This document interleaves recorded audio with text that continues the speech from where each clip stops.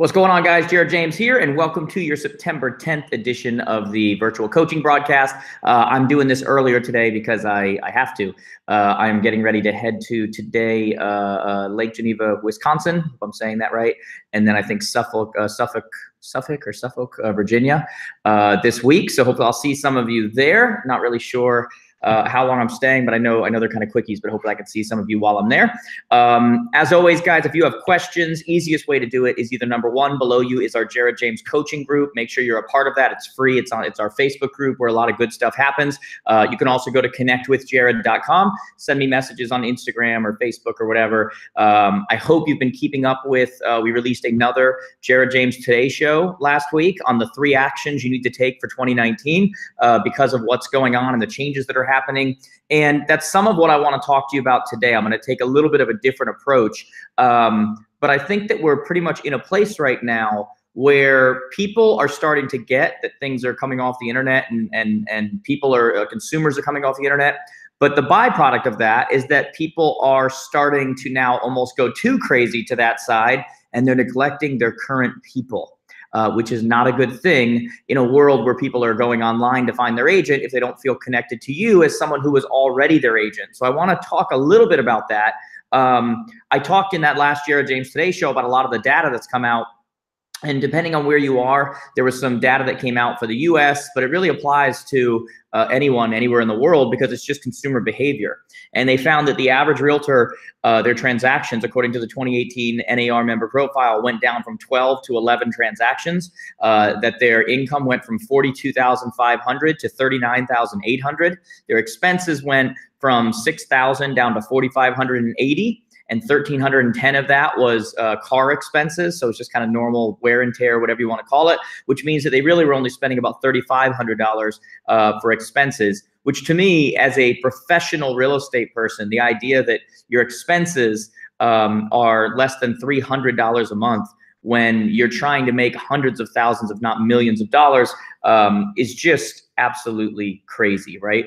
But what I want to cover today is the idea that as things are going so technological, you guys, I think a lot of people think that when these stats came out that I was going to say, see, told you so, see, and there is some told you so. I have been telling people this. I mean, the NAR member profile found that 12% of all transactions that a real estate professional did in the last year came from repeat customers, and 17% came from referrals. So 29% of all business came from repeat and referrals, which I know for a lot of you that have been in the business for a while, you never could have seen that day coming. And yet this isn't just some young coach or something like that. This is what NAR's member profile just said. So we obviously see a shift that is occurring, okay? But I also want to say that as true as that is, and how as crazy as that is, and how mind-boggling as that seems, part of that is also because we're not really doing our job with our people. Meaning that if only 12% of your business was past people, on one hand, I knew that that was coming where it was going to become lower with the way that people operate today, but it shouldn't be that low. That is a failure on our end. You know, that's a failure on our end to stay in touch, to understand the transaction. A client relationship really starts when a transaction closes, not when it begins. And that is a fundamental shift that I need you guys to understand. The transaction as a whole, the relationship, the lifetime value of that client really begins at the close. It doesn't end at the close. A couple of years ago, I used a stat that, you know, the average lifetime value of a client is $117,000. And if you actually understood the lifetime value of a client being $117,000 and not the 5, 6, 7, 8, 9, 10,000 you're going to get right now, you would absolutely treat them differently. You would absolutely follow up differently. You would absolutely stay in touch differently.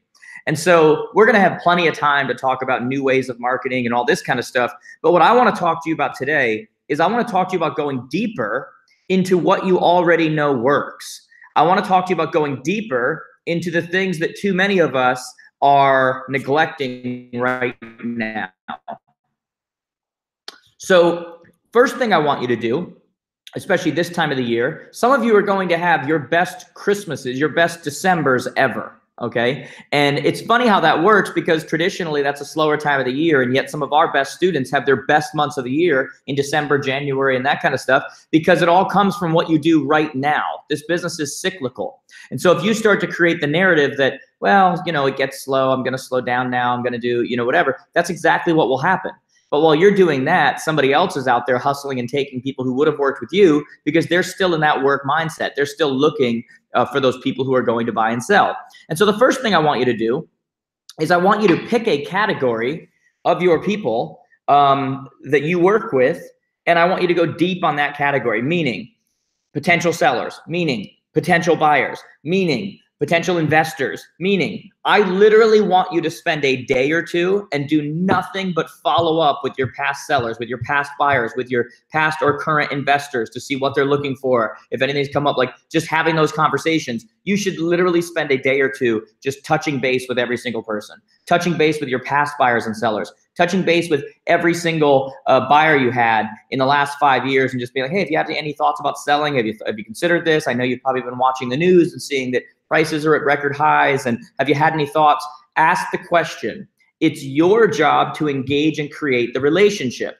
But when you don't create and engage that relationship, what happens is that a certain percentage of them we know are going to buy and sell. The only difference is that you never hear about them because they went online and filled out a form or did something else and worked with someone else, and they're not going to call you and say, hey, by the way, sold my house, didn't use you.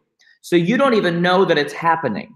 I also want you, first off, all of you should be in networking and lead groups. It was one of my best sources of business when I was selling, were my networking groups, where we literally once a week or once every 2 weeks, I was in 2 groups. I would meet with these professionals, and we'd go around a table and we would give business to each other. Now, if you're in one of those groups and you're not giving business, you're not going to get business. But one of the key things that you want to do when you're in those kind of groups is don't just say, anybody looking to buy or sell? Because their mind just goes flatline and they don't even think. You want to be very specific, train their mind where to go, and say, hey, do any of you know someone who tried to sell in the last 2 years and was unsuccessful, and now their house isn't on the market? And now you'll see people start to look up and they go, oh yeah, that's right. That guy Dan was trying to do that and it didn't work out. You know what? My uncle gave it a shot. You know what? Because prices in many cases are at record highs. And so you want to get very specific about what it is you're looking for in order to ultimately get them to get their minds working for you. Another thing I want you guys to do right now is I want you to go over your last 18 months of appointments. And I want you to look for people you had appointments with, buyers, sellers, whatever it may be, that fell off. They didn't buy, they didn't sell, but they just kind of went from being serious, went from being curious to they fell off the face of the planet, okay? Because many times what happens is now 12 months, 18 months, 6 months, you know, whatever it happens to be, they're now serious again. And so you have to be the change. You have to be the person that's initiating the contact. You can't just wait for them to come to you. This business is a contact sport. You've got to be the one reaching out. And even when people aren't buying or selling, they'll appreciate your phone call. They'll appreciate your text, your email, just saying how you doing, just wanted to check in, just wanted to, and you're top of mind. It's literally your job to do such a thing. You know, it's crazy because as technological and as non-personal as much of our industry has become with the advent of the internet and those kinds of things, the people that really win in this business during a non-personal time are the people who go more personal.